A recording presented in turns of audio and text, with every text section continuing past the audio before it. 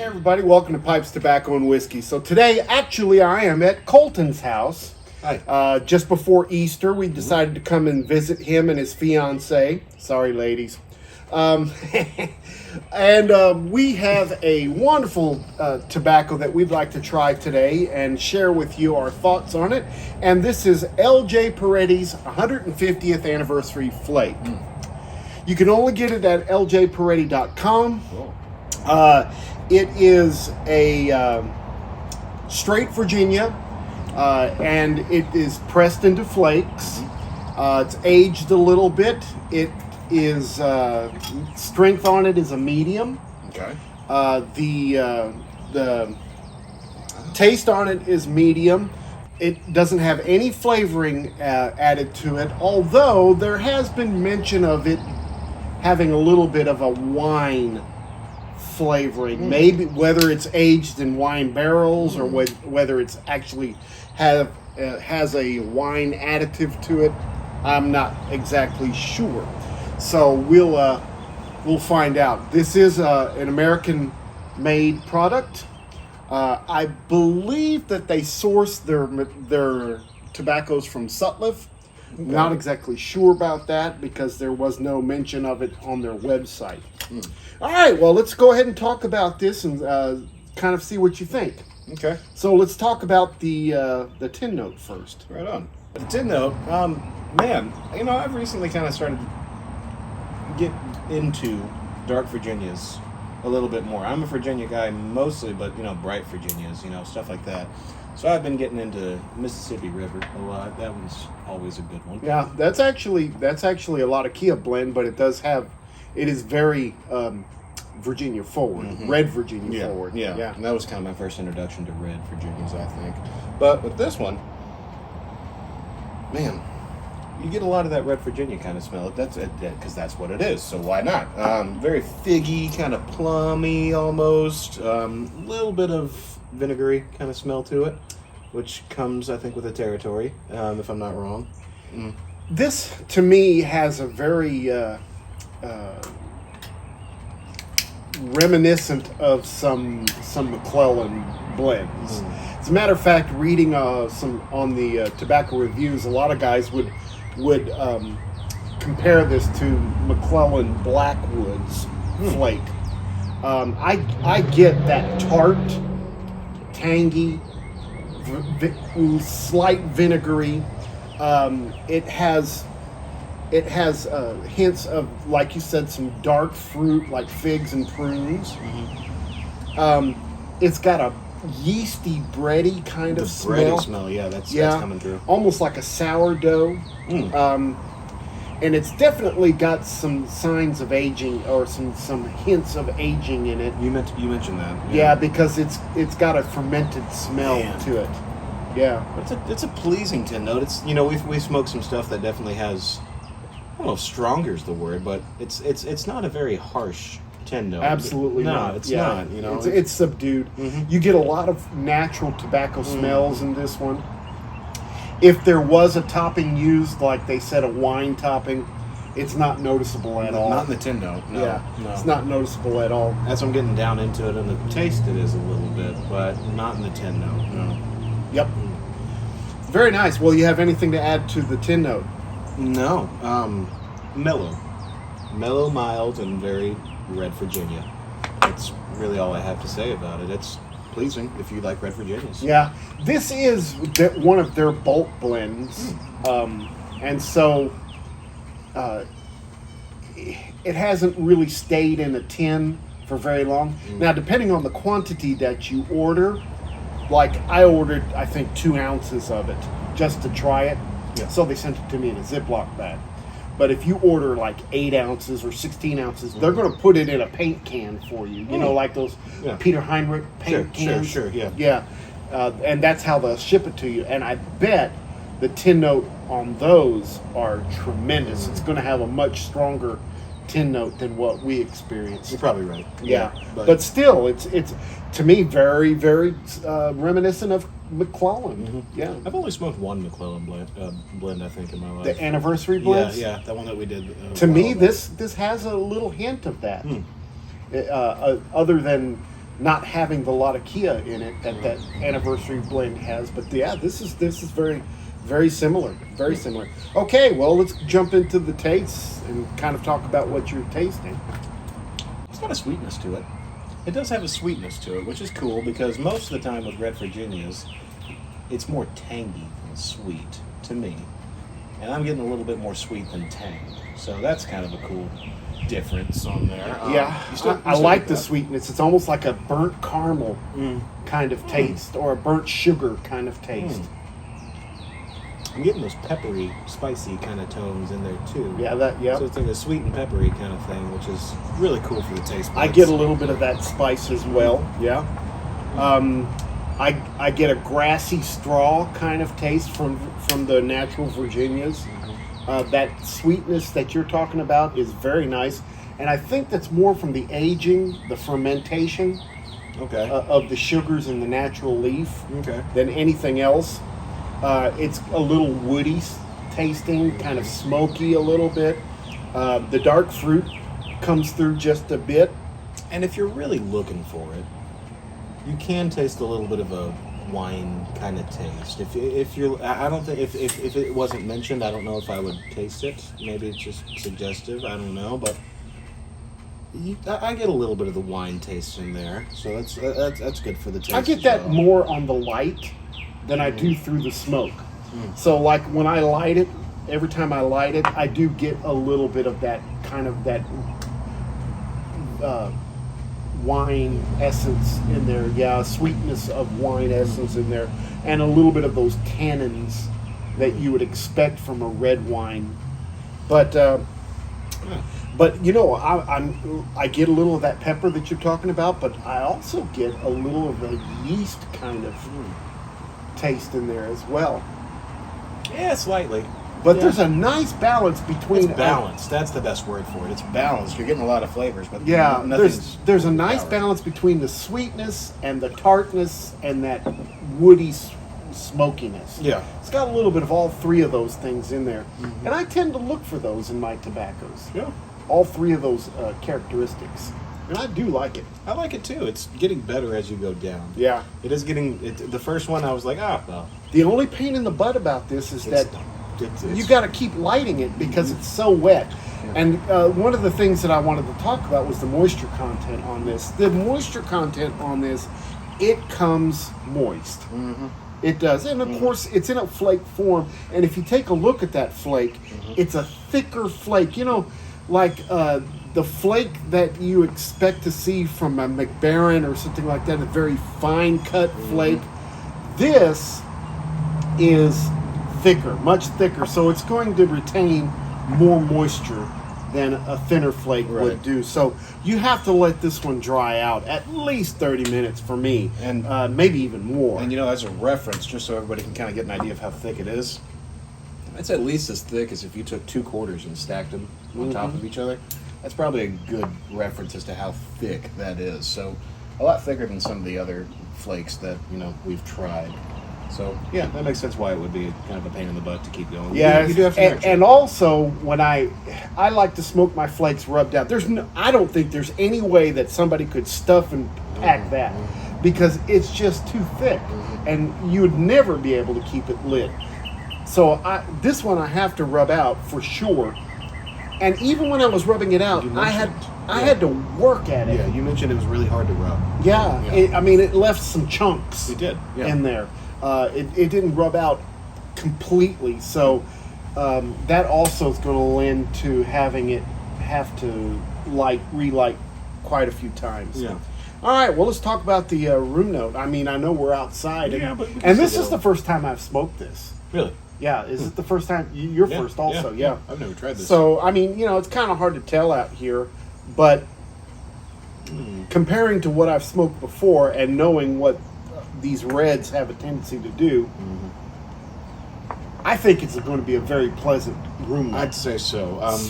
Sweet, but yet there's like a hay straw kind of smell to it as well. But it's not overpowering. It's a lot like the 10 note.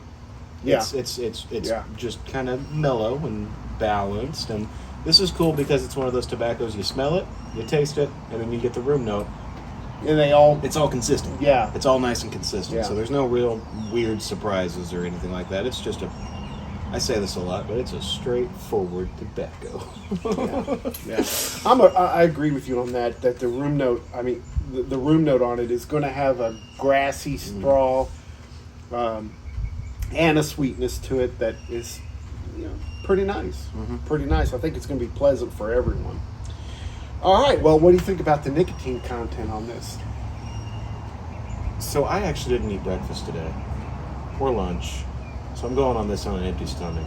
Yeah. So it's a little stronger than, but I would say probably in a regular situation, medium, maybe a little less than medium, somewhere in there. For me, it's a little stout right now, but I'm on an empty stomach and, I hadn't eaten anything all day, so. I'm with you at right at a medium. Right at a medium nicotine content. I feel like that it's got a little bit of a punch, but not enough to knock you out. I'd say that you could smoke this all day. Yeah. You probably could. It's a good all-day smoke. If you love McClelland's, this is a good McClelland substitute, and it could be an all-day smoke. So with that, I know McClelland's usually is kind of on the higher side. Well, now it is because it's no longer being produced. So this would be a good substitute to that, probably for a more price-effective. Absolutely. It's a better price point. Yeah, absolutely. Okay. Yeah. All right, a couple of things about this one, guys. First of all, is that I think the pressing on this one, this flake, helps with some rough edges, although there are still some rough edges there. There's no bite. It burns pretty cool. It burns pretty clean. It's definitely burning slow. It's really cool smoke. It's going to last a while. It's going to be an elongated smoke. I don't have any tongue bite, and my cadence is a little fast. Yeah, me too. So and I'm not getting that, which is great. Yeah, the flavors on it are consistent from top to bottom. It does leave some moisture in the bowl, of course, because of its moisture content. Lots of relights for me.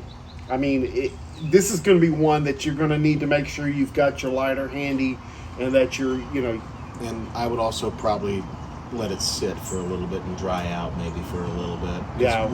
You opened the tin, you pressed it all out, and you rubbed it all out, and then we pretty much just started smoking it. We didn't really let it sit for any time. I'd say we let it sit for about 15 minutes. Yeah. But still, you're right. Yeah, it needs more than that.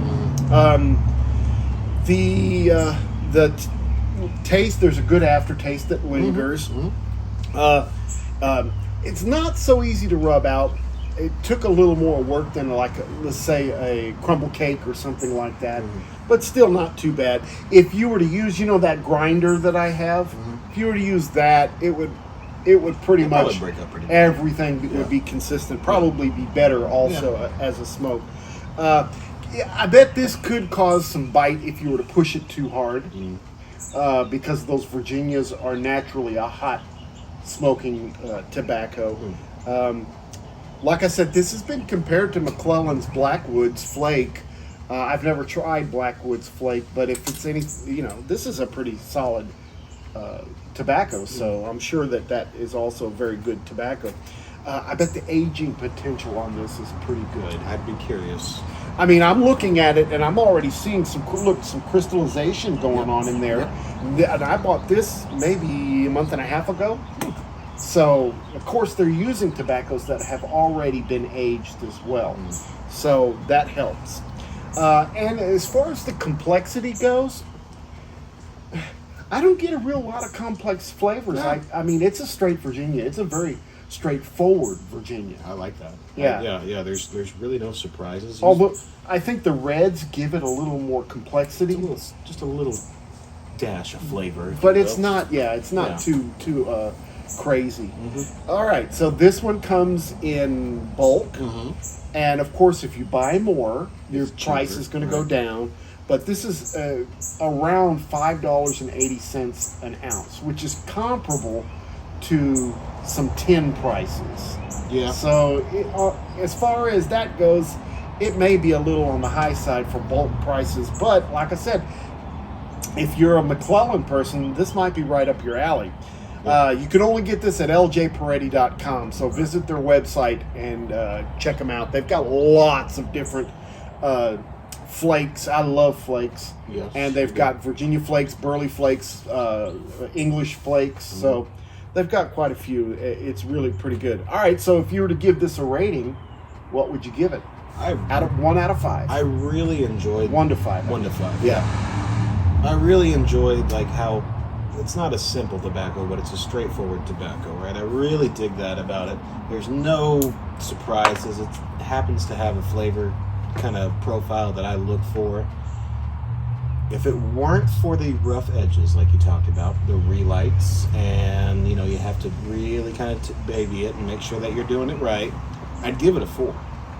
If it weren't for those rough edges. So I'm curious to revisit this after some aging and after it's dried out a little bit.